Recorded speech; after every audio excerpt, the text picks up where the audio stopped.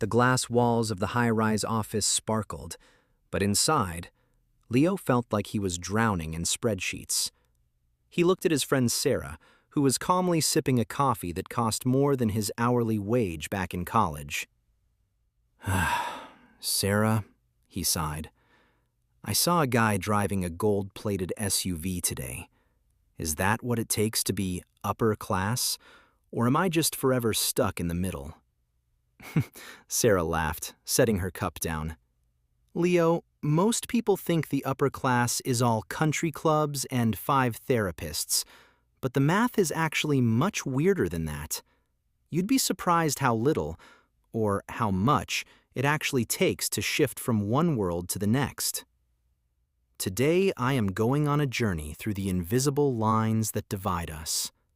We're going to explore the 5 levels of wealth, the struggle of the lower class, the transition of the lower middle class, the steady climb of the middle class, the specialized world of the upper middle class, and finally, the reality of the upper class. By the end of this story, you'll realize that your class isn't just about the car you drive. It's about a single number that accounts for every habit you have. Stick around, because the janitor secret we'll discuss near the end might just change how you look at your paycheck forever.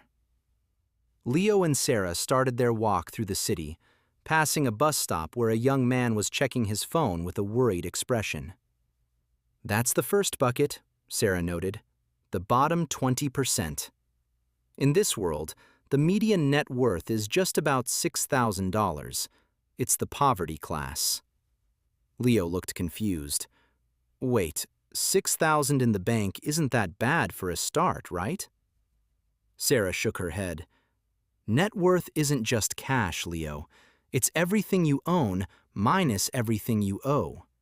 If you have 10,000 in the bank but owe 100,000 in student loans, your net worth is actually negative.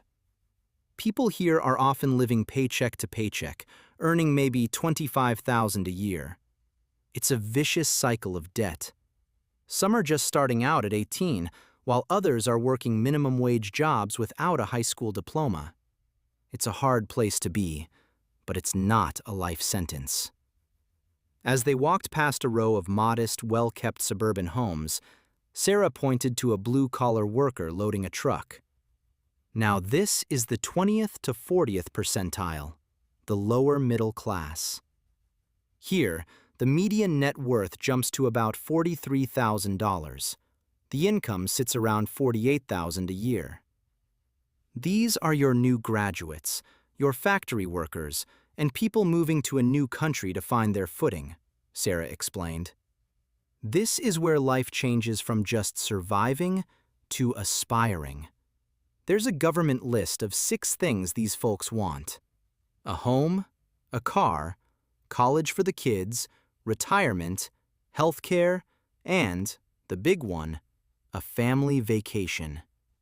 That vacation is the symbol of freedom. It means you have a little extra money to choose how to spend, though many people here fall into the trap of buying wants, like expensive car payments, instead of investing."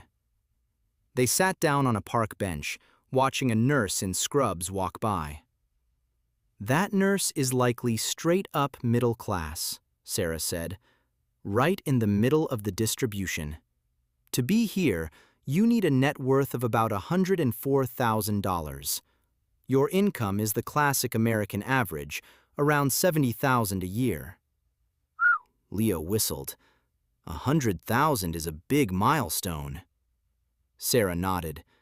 "It usually takes time. Most people don't hit this until their late 30s or early 40s. If you're young and making good money but aren't there yet, it's usually just because you haven't been in the game long enough. It's about the long horizon." "That reminds me of the janitor," Leo said, remembering an old news story. Sarah smiled. "Exactly. Ronald Reed. He was a janitor who died with $8 million.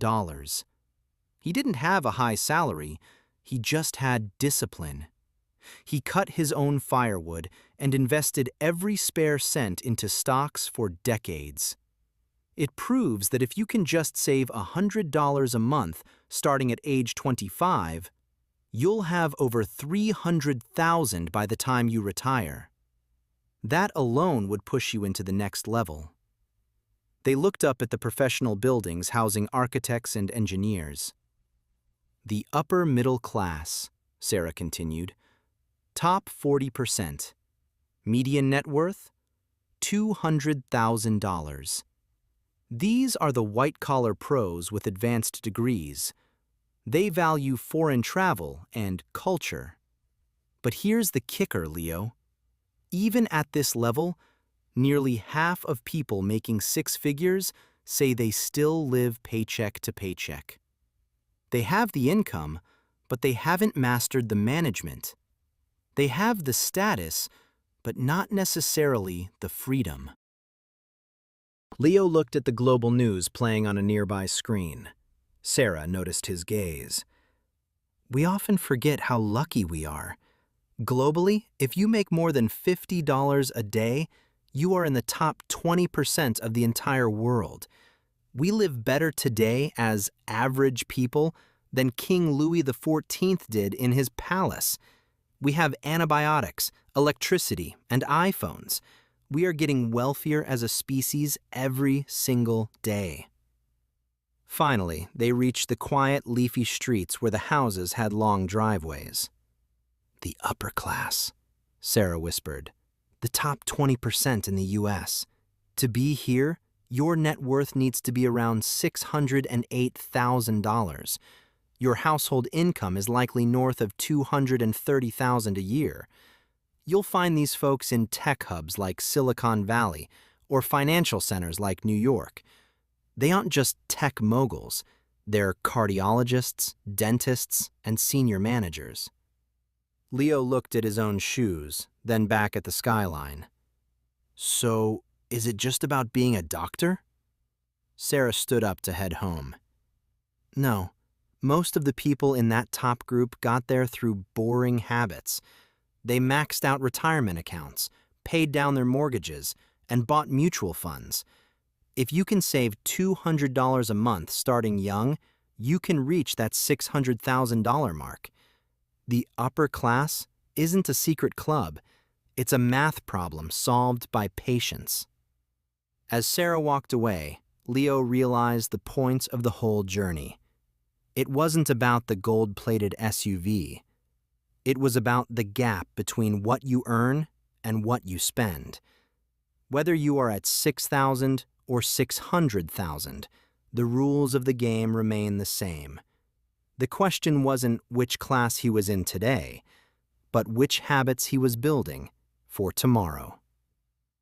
By watching this video, you might discover a new aspect of yourself or realize your true potential. Did any part of the journey resonate with you or prompt you to reconsider your financial habits and goals?